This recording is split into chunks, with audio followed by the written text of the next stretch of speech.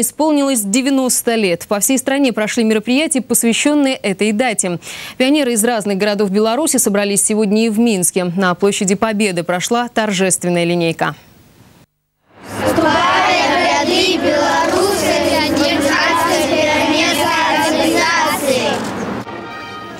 В юбилейный день пионерии торжественно повязали галстуки лучшим октябрятам. Поздравить ребят пришли ветераны. И не только пионерского движения, но и Великой Отечественной войны. Среди тех, кто повязывал галстуки, был также посол Кубы в Беларуси. Мы сегодня только что от имени кубинских пионеров мы поздравляли самые близкие друзьями. Это белорусские товарищи, белорусские ребята.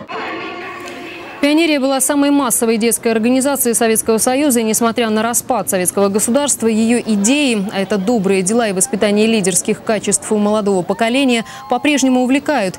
Сегодня в Белорусской республиканской пионерской организации более 550 тысяч подростков в возрасте от 7 до 18 лет. Если сравнить современную пионерию патриотической организации, у нас свой флаг Республики Беларусь у каждого на груди, у нас лозунг «Делам на благо Родины к добру и справедливости». Но основные законы добра, справедливости, дружбы, романтики, слова пионерского, все знают пионерское слово, они у нас остаются. И добрые традиции, которые были заложены тогда, еще 90 лет назад, и на протяжении всех традиций мы сохраняем. После линейки ребята возложили цветы к вечному огню, а затем отправились в парк Горького, где их ждала развлекательная программа.